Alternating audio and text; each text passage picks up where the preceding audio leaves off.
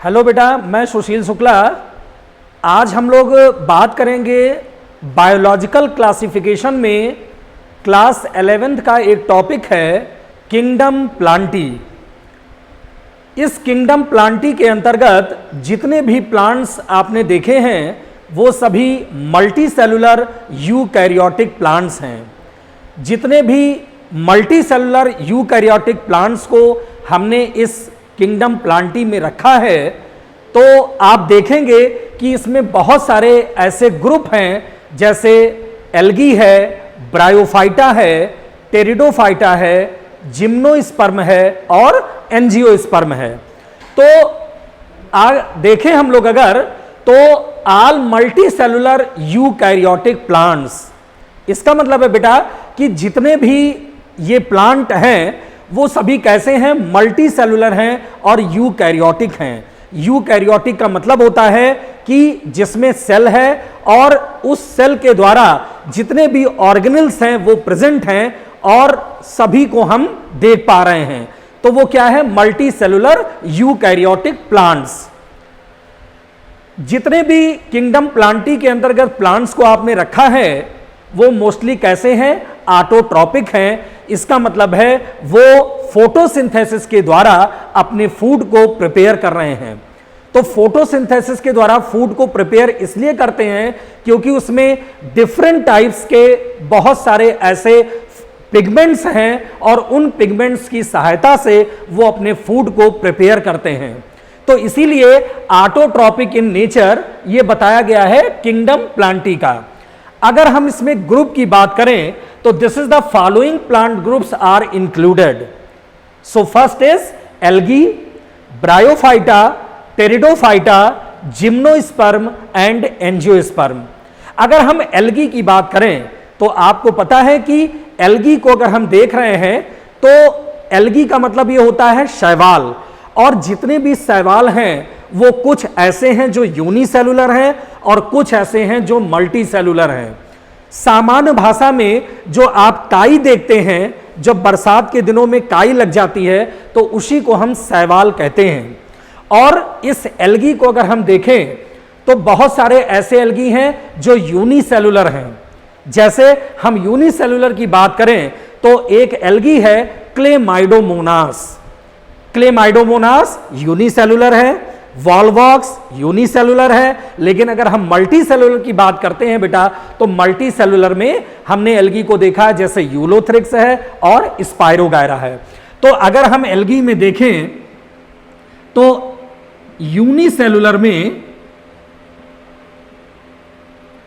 Unicellular algae में रखा है आपने क्लेमाइडोमोनास को, वॉल्वॉक्स को, जबकि मल्टी सेलुलर में रखा है आपने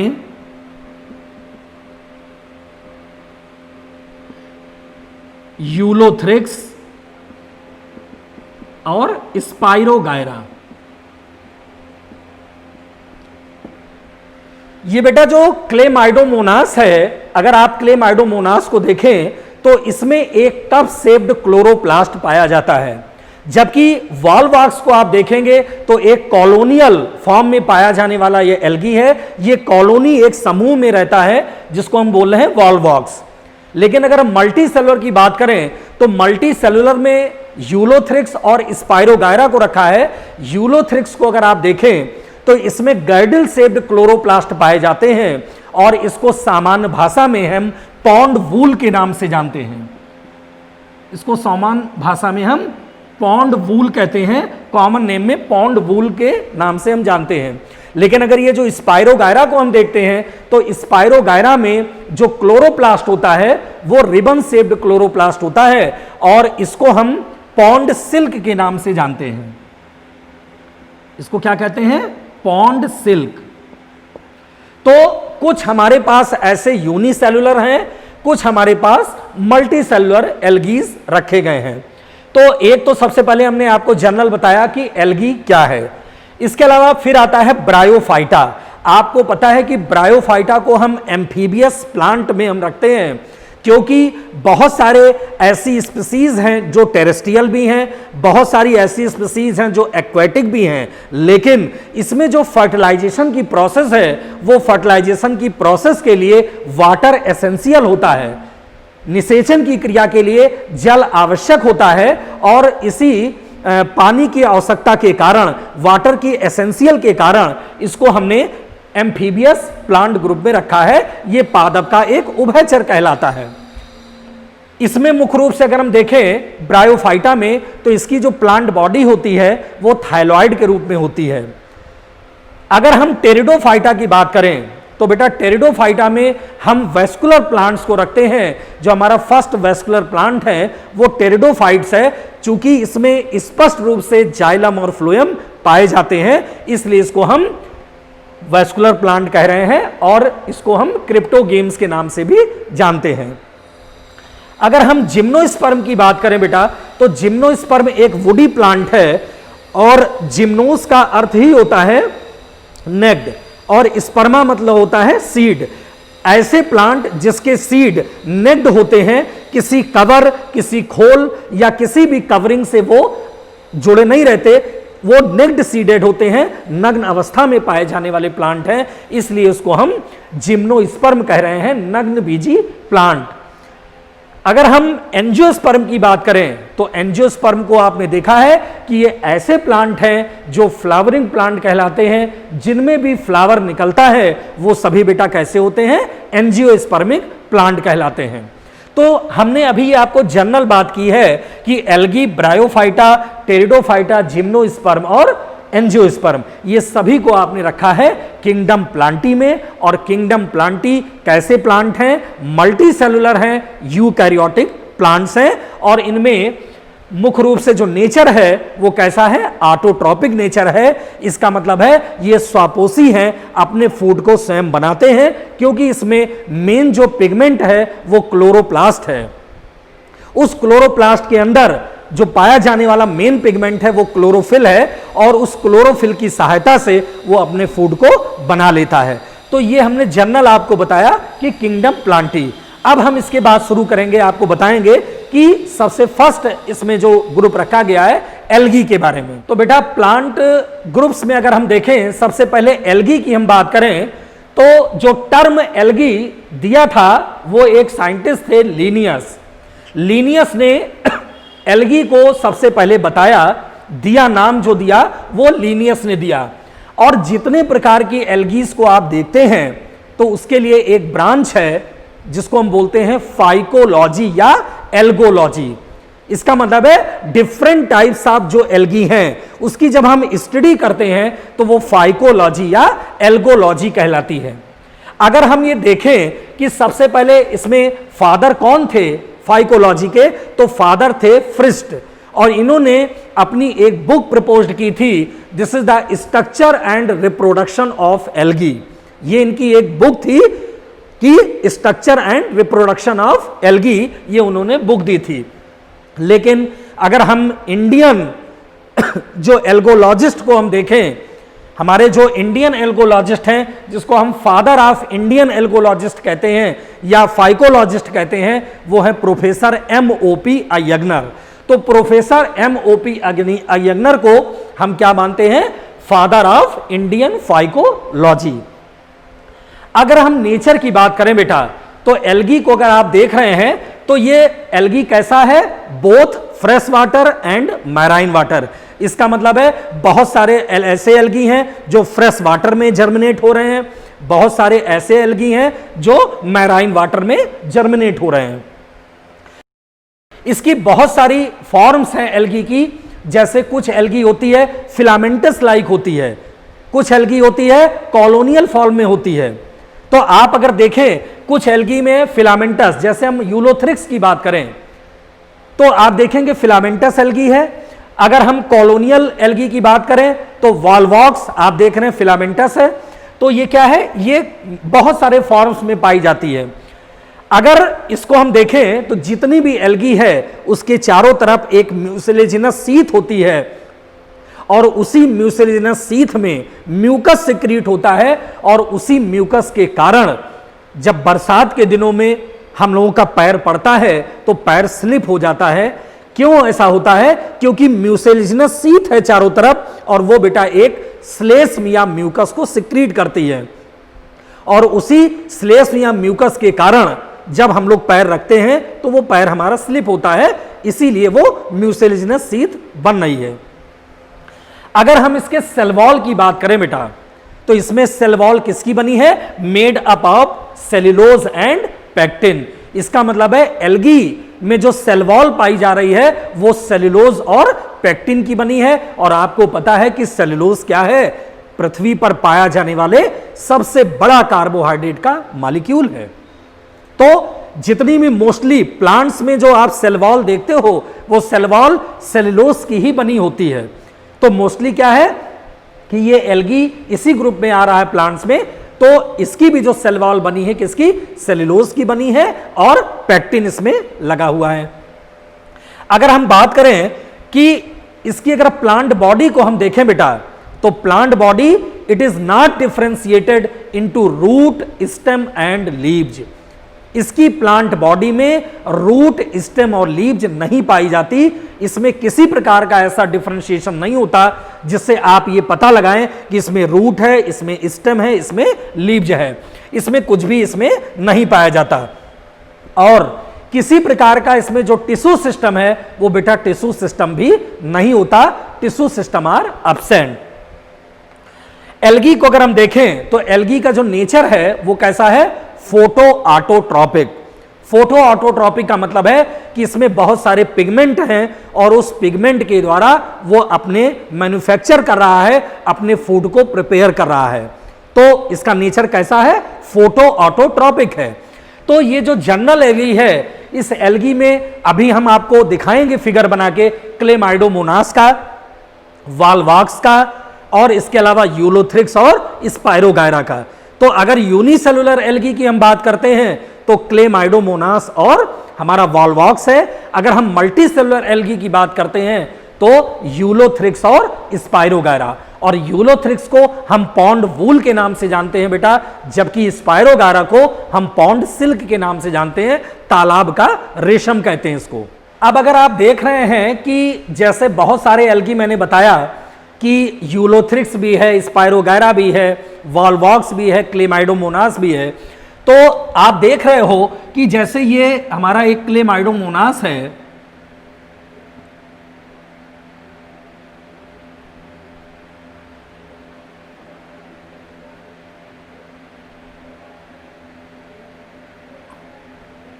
इसमें ये कप शेप्ड क्लोरोप्लास्ट ऐसे पाया जाता है और यहां पर पाइरिनॉइड्स होते हैं, ये फ्लैजेला ऐसे निकला होता है। तो ये क्या है? Cup shaped chloroplast. Cup shaped chloroplast. बेटा ये मेडिकल में एक क्वेश्चन पूछा जाता है कि किस शेप का क्लोरोप्लास्ट है क्लेमाइडोमोनास में, तो बेटा ये ध्यान रखिए कि क्लेमाइडोमोनास में कप शेप्ड क्लोरोप्लास्ट पाया जाता है। इसी प्रकार अगर हम ये देख रहे हैं कि इस प्रकार से ये कॉलोनियल फॉर्म में है, जिसको हम बोल रहे हैं वॉल्वॉक्स।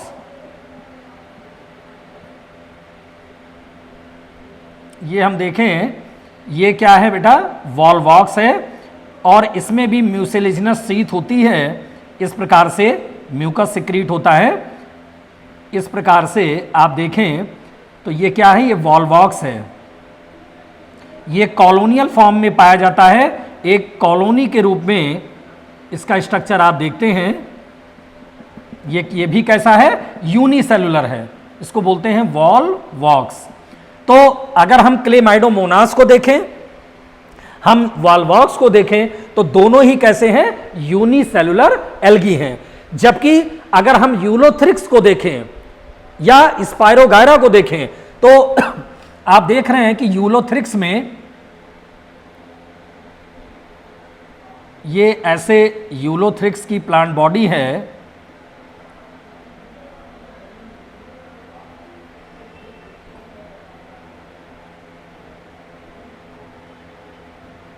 ये यूलोथ्रिक्स है इस प्रकार से, और इसमें ये गर्डल शेप्ड क्लोरोप्लास्ट ऐसे पाए जाते हैं बेटा, ये गर्डल शेप्ड क्लोरोप्लास्ट पाए जाते हैं इस प्रकार से। ये तो ये भी कैसे है, ये मल्टी सेलुलर एल्गीज है जिसको हम यूलोथ्रिक्स कह रहे हैं, पॉन्ड बूल के नाम से जान रहे हैं। जबकि अगर हम स्पायरोगायरा की बात करें, ये जैसे मान लीजिए स्पायरोगायरा है,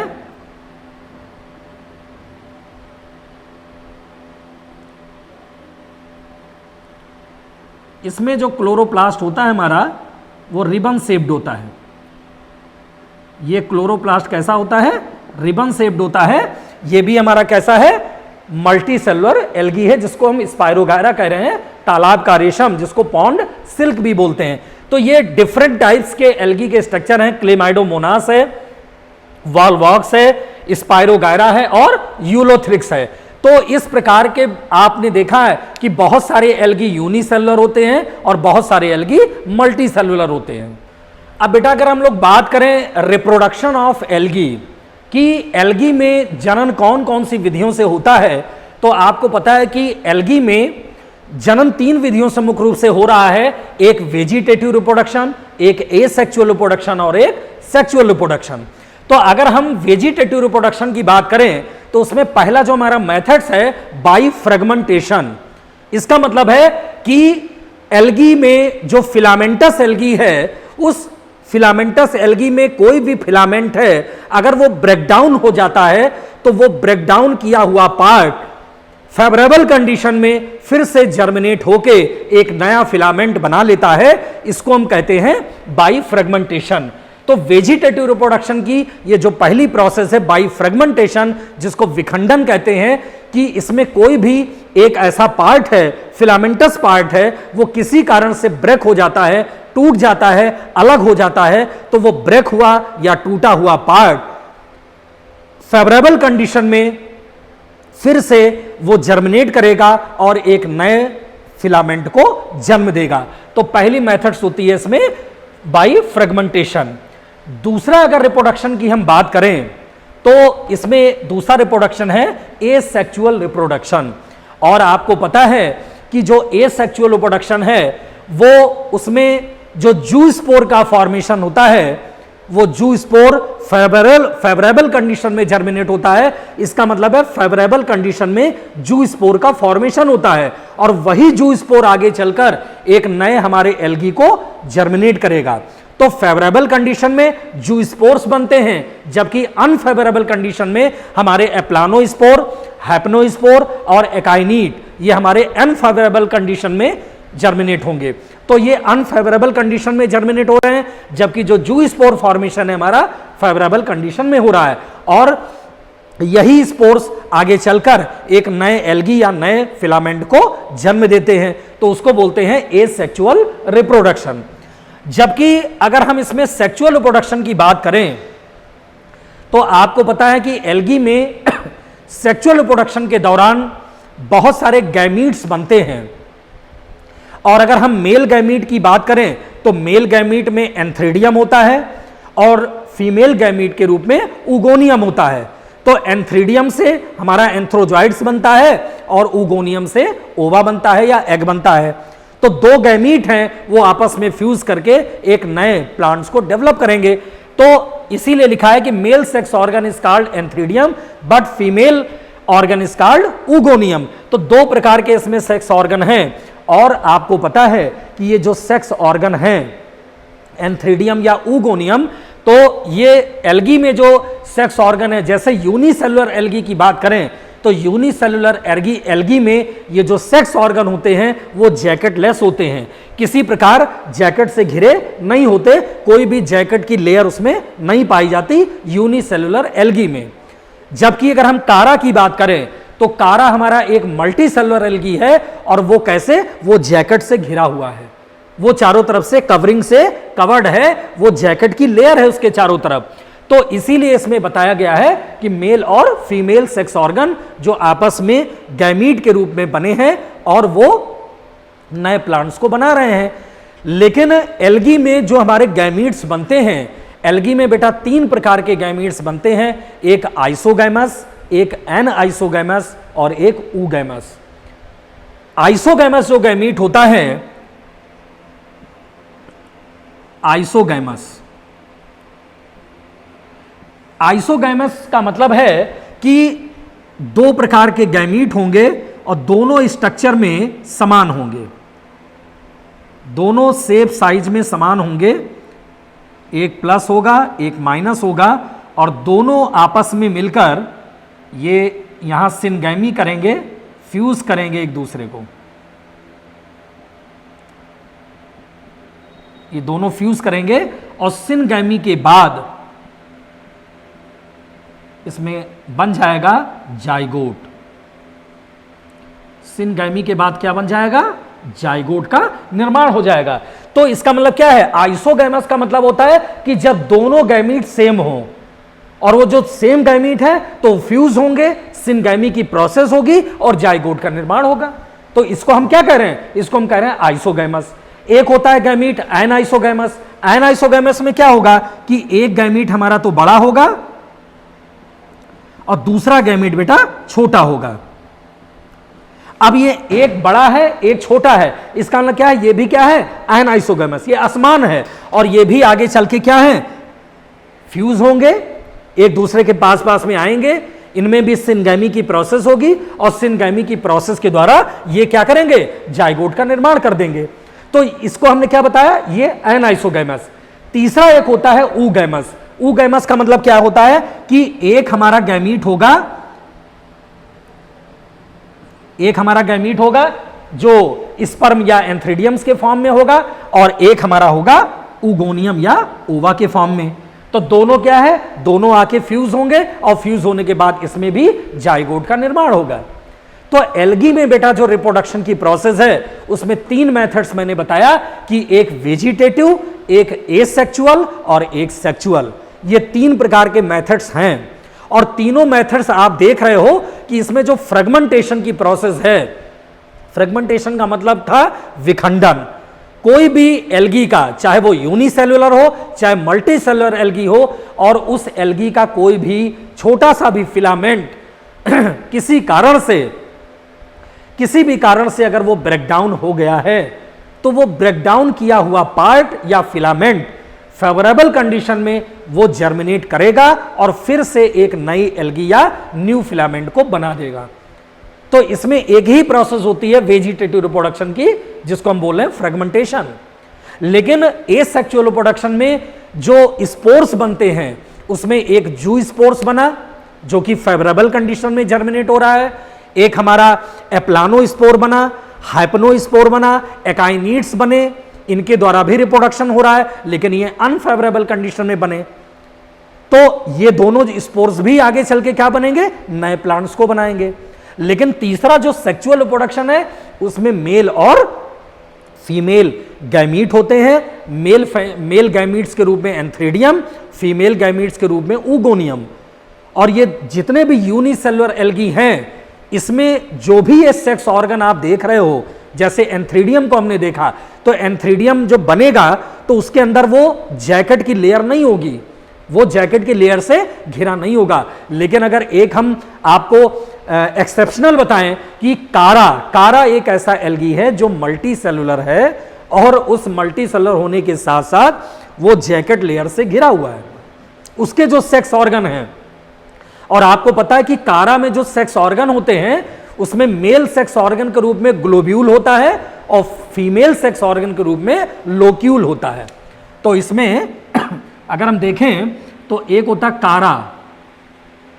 कारा में जो मेल सेक्स ऑर्गन है उसमें ग्लोब्यूल है और फीमेल में नोक्यूल है। तो ये कारा में क्या है? ये मल्टी सेलुलर है और इसका जो सेक्स ऑर्गन है वो चारों तरफ से जैकेट से घिरा हुआ है।